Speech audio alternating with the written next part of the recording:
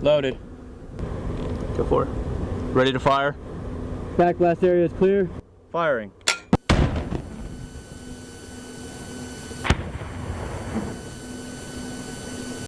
This is the last in Sweden's contributions to modern tank countermeasures. I have covered the N-Law in the AT4, so I guess it's time to cover the ugly duckling of the group, the Carl Gustaf. Being the all-rounder with a diverse set of munitions, it's the one that Special Forces gravitated towards and armies on a budget flocked to. It has a round for every target, and so if you figure out how to carry all of them, you can take out anything you might come across. So how did we get here, and where does the jack of all trades really come from? For this, we need to go back to 1946 and the end of the Second World War. Sweden is looking a little tense. It stayed out of the war militarily, selling goods and intelligence to both sides, but its neutral stance has left it isolated and alone. With East and West now facing off in Europe, Sweden's weapon systems were looking a little outdated. From this, they looked to modernise all of their systems, and anti-tank weapons were high on the agenda. This would break down into 2, later 5 programs. The first path was rockets, giving rise to what would later become the AT4, and after that the N-Law.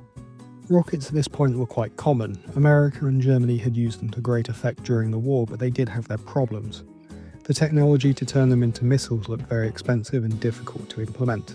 So there had to be another option, and for this, Sweden would turn to one of its best weapons designers, which is a factory, not a person. I spent about an hour trying to find a picture of this guy. He doesn't exist. He's a king from the 16th century. Here's his painting. They did have some experience with recoilless rifles, developing a 20mm anti-tank rifle in 1941. It was outdated when first produced, but as a stopgap it was certainly there. The only other user for this being the old Lena Aaron. If we look at it as a proof of concept though, it was a success. So Carl wondered, at larger calibers would it retain effectiveness? So that's what he tried in 1946.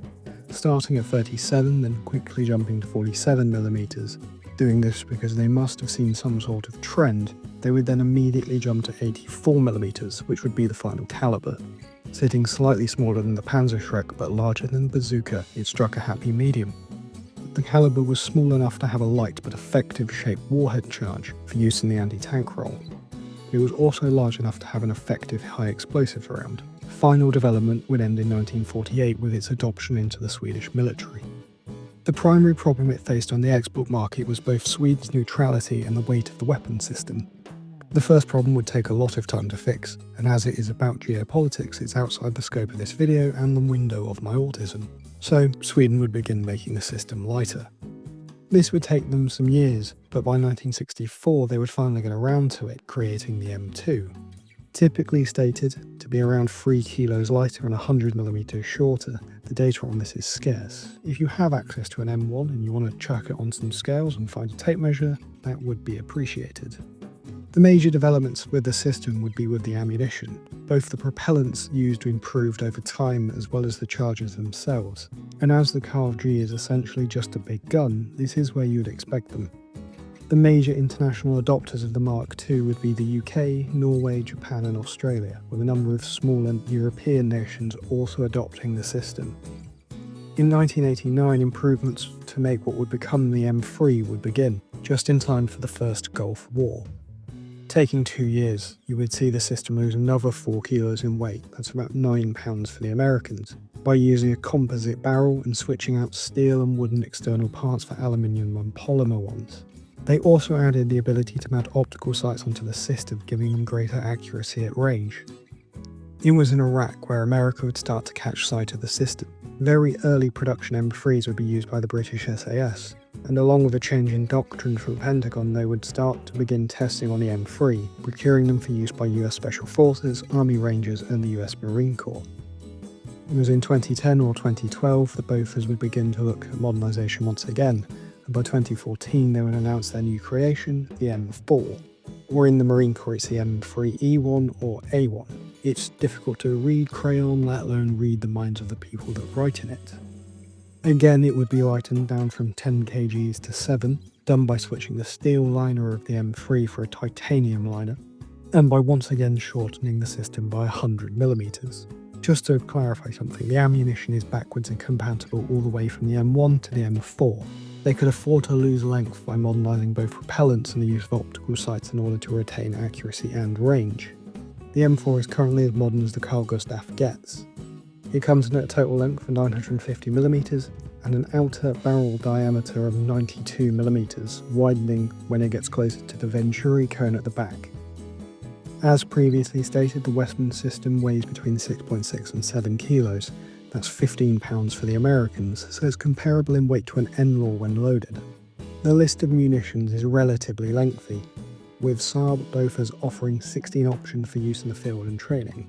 The ones that you need to really know about are the HEDP, tandem heat, and ASM rounds, as they are the most common. Although a number of support munitions like smoke and illumination are also available, there is also a canister planchette round, which sounds fun, although from what I can tell it's never actually been used, likely down to the fact that if it was probably by special forces and therefore classified. All of this comes in at a relatively competitive price, the launcher itself coming in at $20,000 and the cost of ammunition going between $1,000 and $3,000 a shot.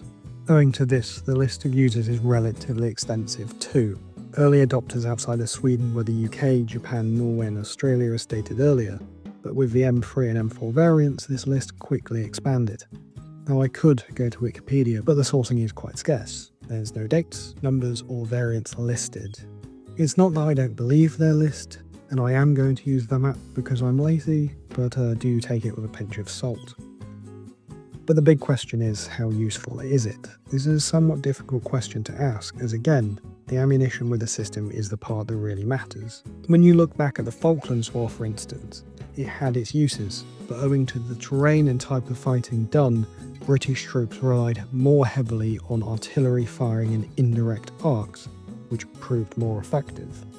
For the first Gulf War it worked very well with Special Forces operations doing vehicle ambushes, but it was the anti-structure munitions which came to the forefront with British troops. This pattern would repeat itself during GWOT, just at a grander scale, as now the US Marines were let loose with them, but the lack of tanks means it's hard to tell if the tandem heat rounds, like a lot of NATO systems they use in Ukraine, is where most of the useful data is coming from, and it's what you'd expect. The M2, 3 and 4 systems have all been sent to the war in Ukraine, with every type of ammunition that Saab produced being sent as well. It hasn't been the best at anything, but it has been good enough. Yes, against a tank you would much prefer a Javelin, but the tandem heat round is good enough to defeat Russian armour. Would you prefer a dedicated bunker buster to do a better job? Sure, but would it be cheaper than 2 rounds of HEDP? No. The Swedish cost-cutting measures in the 1940s are still as applicable today as they were back then. And this is something that Carl Gustaf has come to embody. Yes, there are better alternatives, yes, the concussion from firing it sucks, but it's cheaper and lighter than 3 dedicated systems, along with being easier to look after, so it will probably be on the modern battlefield for some time to come.